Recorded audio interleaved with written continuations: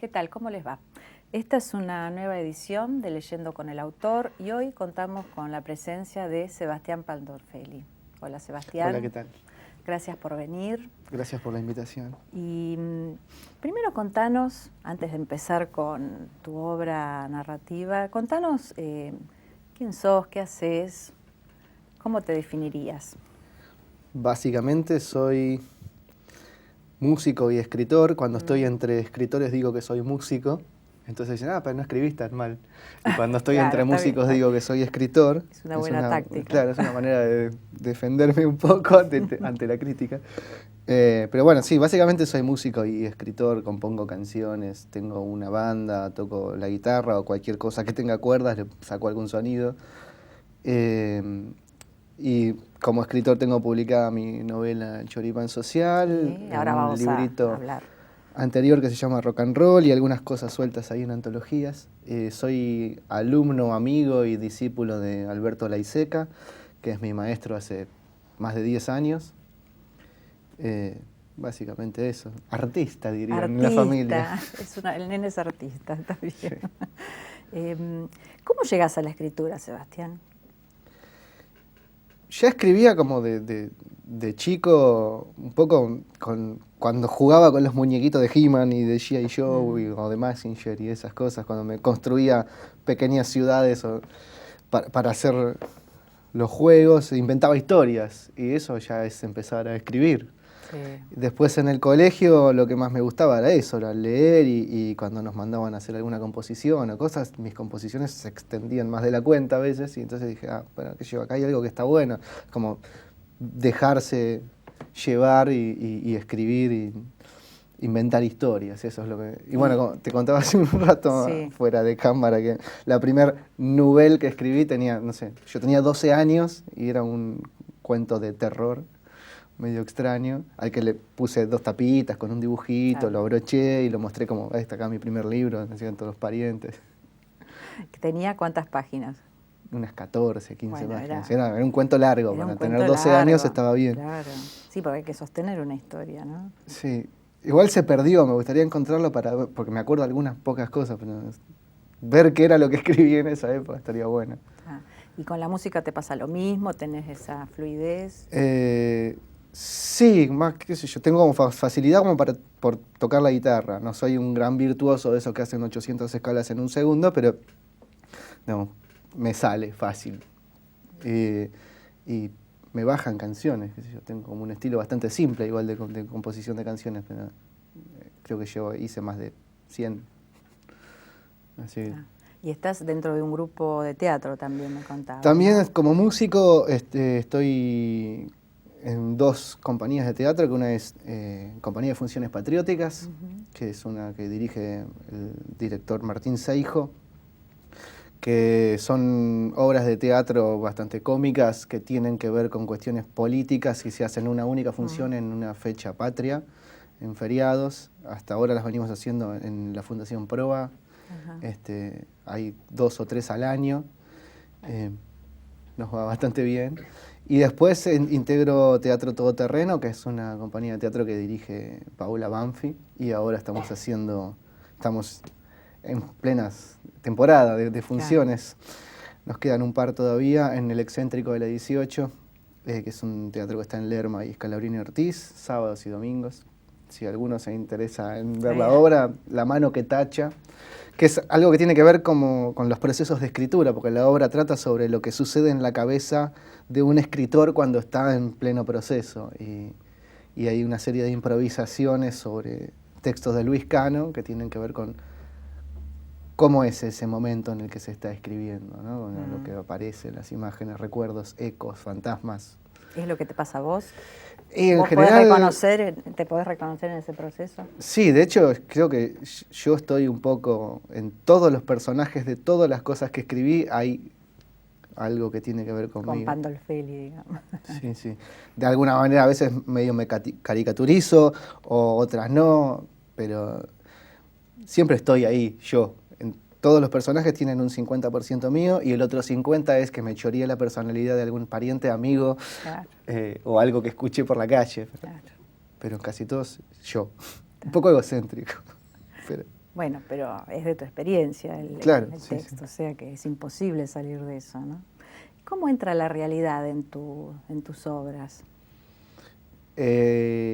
Aumentada, Aumentada. porque me gusta mucho, bueno, la obra de Alberto Laiseca, que es mi maestro, y él es el inventor, llamémosle, del realismo delirante, Mm, que, nada, a diferencia del realismo mágico, él lo que hace es tomar la realidad y poner una lupa y aumentar muchísimo algunas pequeñas cosas, exagerarlas hasta el delirio mismo, y otras empequeñecerlas hasta el delirio mismo. Eh, y eso hace que la veamos desde otra perspectiva y te das cuenta de cosas que salta la ficha, ¿no? Cuando uno mm, hace eso. Que fue lo que quise hacer un con poco esto. en Choripán Social, con lo que a mí me parece que es la idiosincrasia del ser nacional. Yo puse un poco la lupa sobre eso. Digo, por eso creo que el chorizo es lo que nos representa como argentinos ante el mundo. Sí, me gustaría que nos contaras un poco digamos, esta es como la idea general, pero Mm. ¿cuál fue la génesis de la novela? Eh, ¿Cuándo se te empezó a ocurrir? ¿A partir de qué Aparece cuestiones? como un ejercicio en el taller de la ISECA. Mm, No me acuerdo bien cuál era la consigna. Eh, pero bueno, se me empezó a estirar, era un cuento que en principio era delirante, pero era más de tinte gorilón. mm, Eh, y se empezó a estirar, a hacerse cada vez más largo, empezó a meterse mucho en la cuestión del peronismo. Entonces dije, pará, acá hay algo que está bueno, que está claro. apareciendo, y empecé a investigar bastante más de lo que yo, si bien sabía algunas cosas, empecé a leer más. No sé, Los cuatro peronismos de Horowitz, o la novela de Perón de Tomás Eloy Martínez, o Mm, no sé, No habrá más penas ni olvido. Empecé como a buscar, a buscar, a buscar. sí. Y ahí hice una mezcolanza de un montón de cosas, las puse todas como en una licuadora. Y te vas a dar cuenta que hay mucho de No habrá más penas ni olvido, también hay mucho de Los reventados de Jorge Asís, también Mm, hay incluso hasta, no sé, La conjura de los necios de Kennedy Toole. Hay un poco algunos personajes que tienen como esa impronta. Eh, Así que fue un ejercicio que se estiró, me gustó estirarlo, los personajes iban pidiendo cada vez más, empecé a leer y a investigar algunas cosas que quería poner para no mandar fruta, claro. y terminó saliendo esta novela que me llevó año y medio, casi 2 años de Sí, que escritura. tiene como una fuerte impronta anti-neoliberal, digamos, Absolutamente. anti-años 90.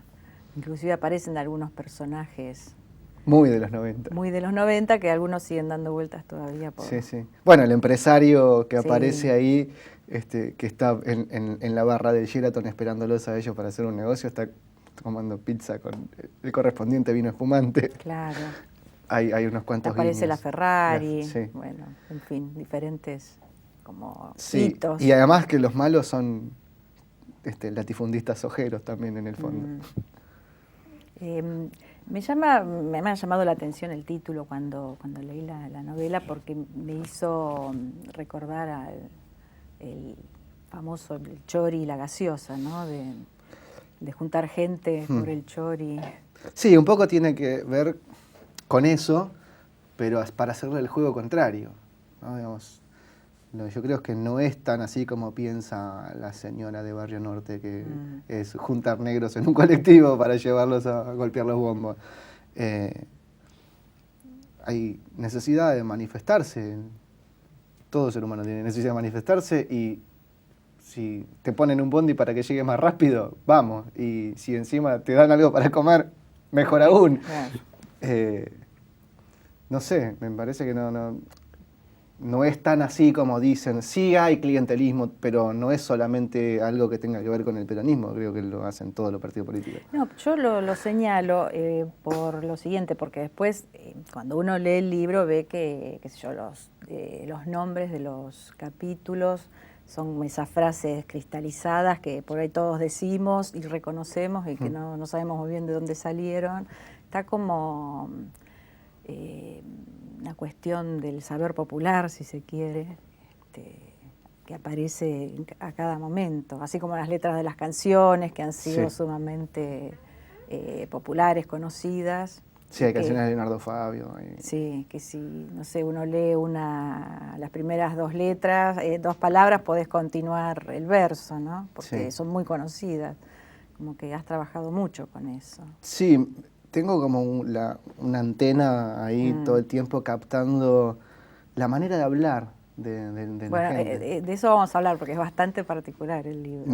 Me gusta escuchar cómo habla, o sea, me pongo a escuchar en los colectivos, estoy todo el tiempo atento así, o hablo mucho con taxistas, o en la calle, o sea, tengo eso, la antena puesta todo el tiempo y con el grabador ahí.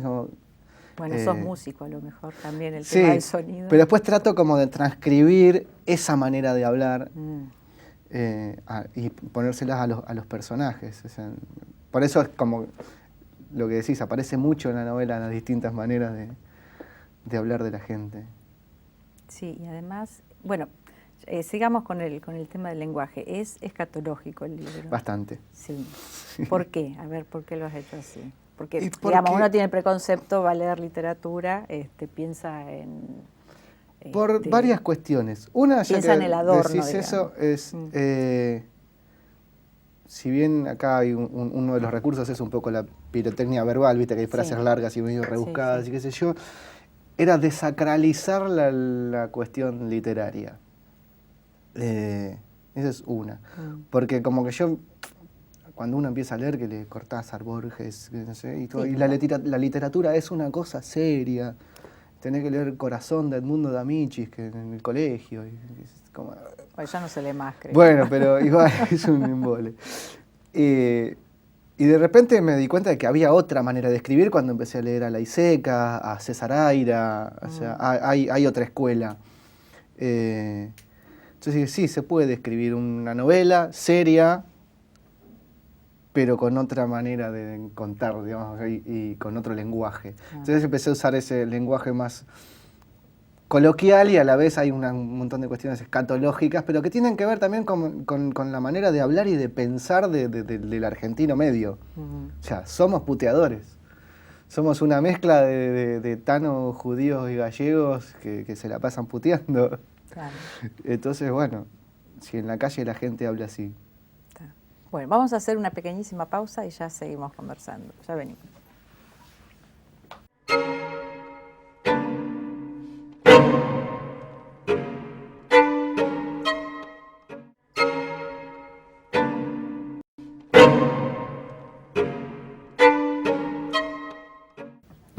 Bueno, seguimos en Leyendo con el Autor, hoy con la presencia de Sebastián Pandolfelli. Estamos hablando sobre su novela Choripán Social, que hace un año más o menos que se presentó. Claro, sí, allá hace...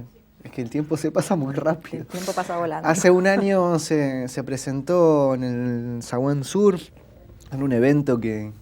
Hay algún video dando vueltas por ahí en YouTube. Lo presentó mi maestro Alberto Laiseca, con Selva Almada y Leonardo Yola, que son grandes amigos míos y alumnos de Laiseca también. Y me acuerdo que fue como una especie de fiesta. No fue una presentación de un libro donde estábamos, bueno, usted tiene que leer.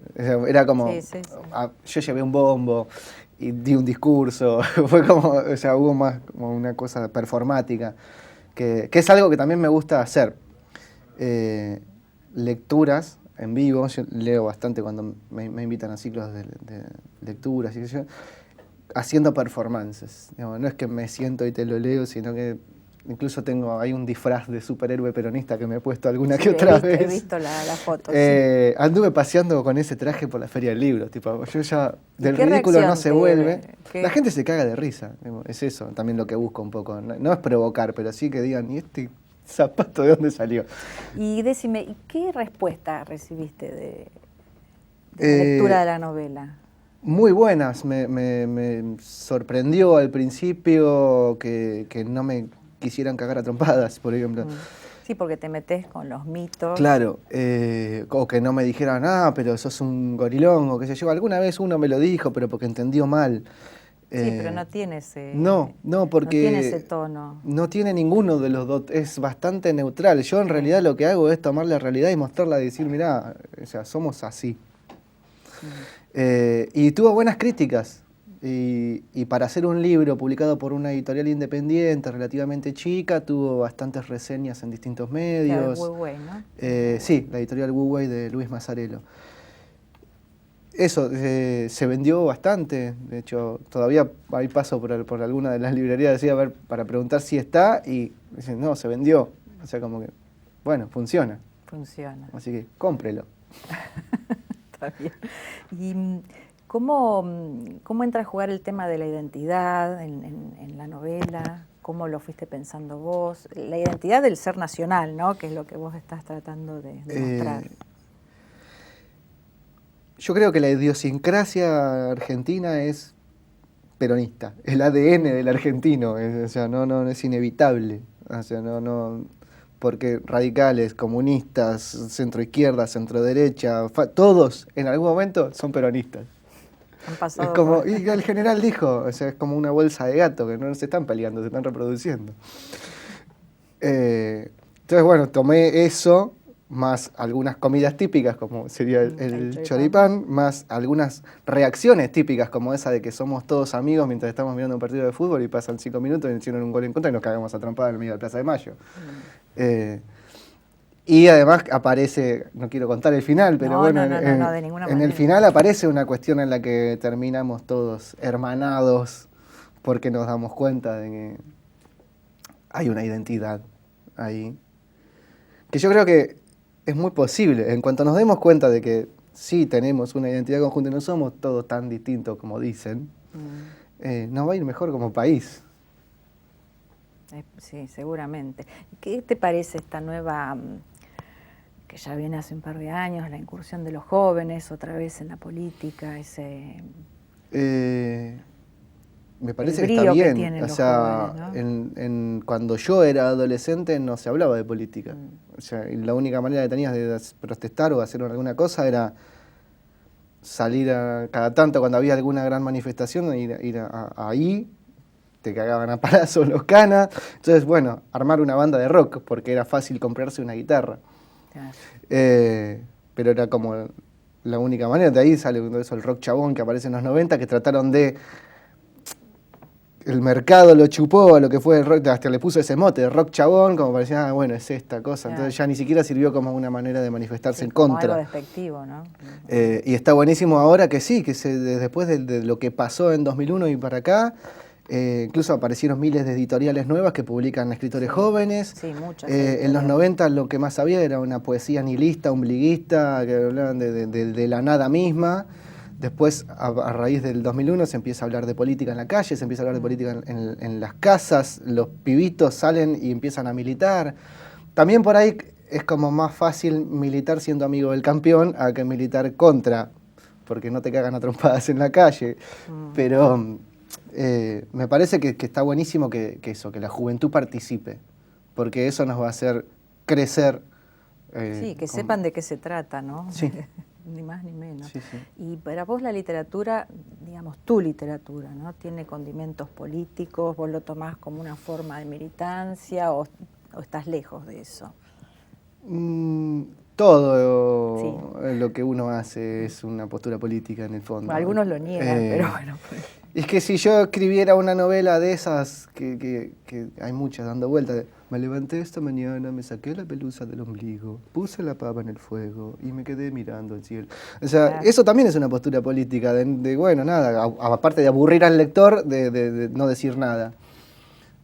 Yo creo que milito desde ahí, desde lo que sé hacer, que es escribir y componer canciones, y lo que digo está ahí. Cada uno hace su interpretación. Aparte de la ISECA, ¿qué otros hitos, digamos, de la literatura has recorrido y consideras tus maestros, gente para emular? Quique Fowell. No llegué a ser amigo de Fowell, lo conocí. Tuvimos algunas charlas, incluso cuando hablábamos de choripán, lo primero que me preguntó es, ¿cómo era el título? Choripán social. Muy chiche, pero está bien. ¿Cómo es tu apellido? Pandolfeli.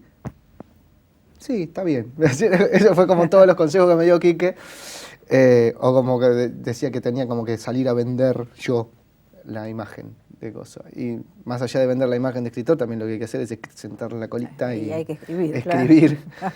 De eso se trata. Bueno, y aparte de Fowell, César Aira, soy como medio fan también de... Para mí como la nueva trilogía, que son como los padres de mi generación, son Aira, Laiseca y Fowell.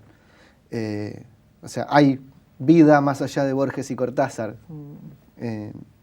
Pero bueno, también ahora hay unos pibes nuevos que están escribiendo que son unos animales. No sé. Selva Almada es mi amiga y tiene unas novelas increíbles. Yo creo que Selva está escribiendo los clásicos de acá a 50 años. Los futuros clásicos de Argentina. Sí, sí. Y te digo porque por algunos poetas, sobre todo, que pasaron por leyendo por el programa, veo que hay como una vuelta a reunirse, a leer juntos, a mostrar la obra, que hay como un movimiento lo que interesante. antes eran tertulias y cosas así, ahora es ahora como no, más como abierto. En la narrativa pasa algo similar. Claro, no sé o sea, lo que hicieron los poetas en los 90 era eso, de juntarse y armar sus pequeñas editoriales y juntarse y leerse mucho entre ellos. Eran bastante más ombliguistas. Pero lo que pasó también es esto, a partir de las nuevas editoriales que aparecieron y que yo también se fueron hubo toda una gran movida de ciclos de lecturas en vivo. Sobreviven algunos pocos, ahora hay nuevos, pero de los de aquella época, estoy hablando 2005-2006, quedan Alejandría, Los Mudos, Carne Argentina, del cual yo soy partícipe hace casi 7 años que pongo música en las lecturas, que se hacen una vez cada 2 meses en el bar de FM La Tribu. Invitamos a gente a leer, tanto como desconocidos como gente que ya tiene su trayectoria. Y eso de los ciclos de lectura lo que hace es que haya muchos escritores pululando por acá y por allá y nos conocemos bastante entre todos, nos juntamos mucho a leernos. De hecho, bueno, nosotros los alumnos de la ISECA teníamos en un momento un grupo al que llamamos La Compañía, con el que produjimos una antología que se llama Timbre 2, Velada Gallarda, que le llamábamos Velada Gallarda porque nos juntábamos en la calle Ángel Gallardo y eran noches interminables en las que nos leíamos, porque la ISECA tenía muchos talleres en distintos horarios, entonces lo que hacíamos era tratar de combinarnos, los que no nos conocíamos, nos juntábamos ahí en la casa de Juan Guinot, que es otro alumno de la ISECA, escritor, a leer lo que hacíamos en los distintos talleres. Y después de unos cuantos años de juntarnos, dijimos, ¿por qué no hacemos una antología? Y apareció la antología Timbre 2. Y después, bueno, hay otro libro más que tenemos acá sobre nuestra mesa. Rock and Roll es lo primero que me publicaron, que salió por Editorial Funesiana, que es una editorial artesanal, que son libritos hechos a mano, cosidos a mano, con mucho amor por Funes, que es un gran militante de la literatura vernácula. Hizo una tirada de unos 40 ejemplares que se vendieron el mismo día de la presentación.